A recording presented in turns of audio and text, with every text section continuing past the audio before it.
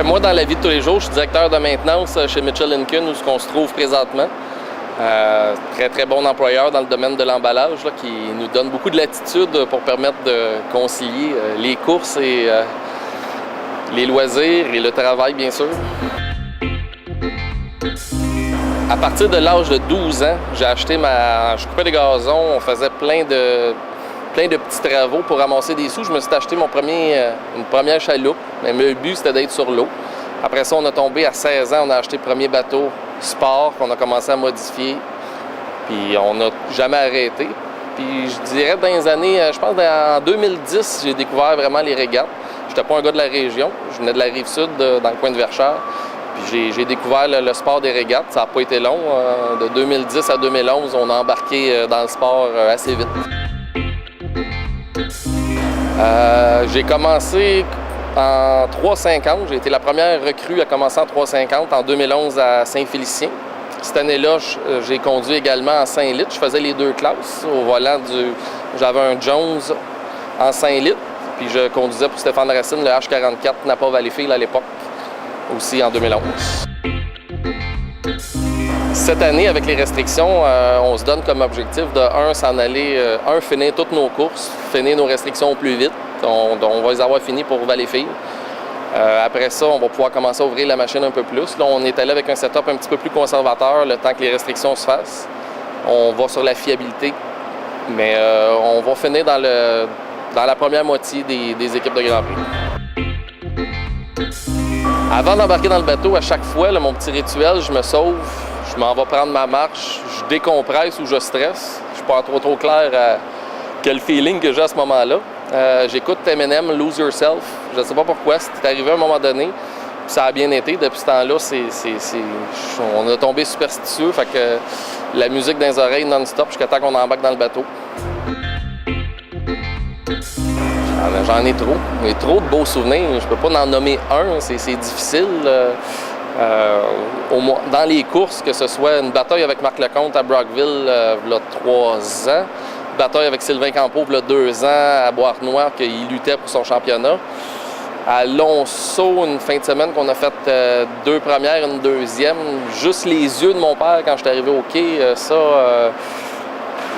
a marqué. La place que j'aime le plus aller courser, puis je pense que l'équipe au complet est avec moi, Saint-Félicien. On a beaucoup de commanditaires là-bas. On est reçus comme des rois dans la ville, même dans toute la région. Le monde se déplace, venir nous voir. Année après année, on se promène dans la rue, on se fait reconnaître. Même on n'est pas bien en équipe, rien. On s'en va à l'épicerie, puis on se fait reconnaître. Parce que c'est là que j'ai commencé à courser en même temps en 2011. Fait que ça a toujours été magique, spécial. C'est une belle région. Le parcours, j'aime le parcours, ça va bien. Avec les nouvelles installations à Marina, en plus, on est gâtés, donc une belle place. Tout ce qui touche un moteur, je dirais, c'est pas compliqué. Que ce soit, on fait du karting dans la ligue de karting, on fait un VTT, n'importe quoi qui a trait avec un moteur, on en profite, on est là-dedans à longueur de journée. Dans ma job, je viens qu'à travailler avec de la machinerie, tout le côté mécanique, donc on est tout le temps là-dedans. Fait que c'est pas mal nos passions autres que la course, mais tout est relié à mécanique. Là aussi, ça revient, j'ai beaucoup de monde. Mes parents, ce qu'ils ont fait pour moi, sont toujours là. Ils m'ont toujours aidé, backé. Ils mettent un nombre incalculable d'heures avec moi sur le bateau. Puis même des fois, quand j'ai une petite baisse d'énergie, c'est eux autres qui vont me pousser. Ma blonde me supporte énormément, même chose. Dans les idoles, sur l'eau, Jeff Richard a toujours été un très bon pilote à mes yeux. On peut lui donner n'importe quelle machine, il va trouver la façon de la rendre en avant. Pierre Maheu, avec toutes ces années, ces championnats, même quand tout le monde disait ça se peut pas, ce hit-là, c'est impossible pour X raisons, il trouvait une façon de revenir en arrière. Il y en a plusieurs. Toujours dans le monde des courses, toujours avec un bateau. On ne sait pas où est-ce qu'on va être. On ne se voyait pas présentement en Grand Prix cette année. C'est plusieurs commanditaires qui sont arrivés et qui nous ont mis ça ensemble, qui nous ont proposé l'aventure que, dans ma tête, c'était rêvé dans 2 ans, mais on ne pouvait pas refuser l'aventure. Quand les commanditaires s'en viennent comme ça, c'est de quoi qui est impossible à refuser. Donc, dans 5 ans, on verra bien. On va être encore sur l'eau, c'est officiel. On va être sur l'eau en bateau, ça, c'est sûr. Mes remerciements, il faut absolument que je remercie, comme je disais, mes parents qui sont avec moi à 200 000 à l'heure, à 174 000 à l'heure tout le temps. Ma blonde, qui est le propriétaire du bateau un peu en même temps. Fait que sans elle, on ne serait pas en Grand Prix cette année.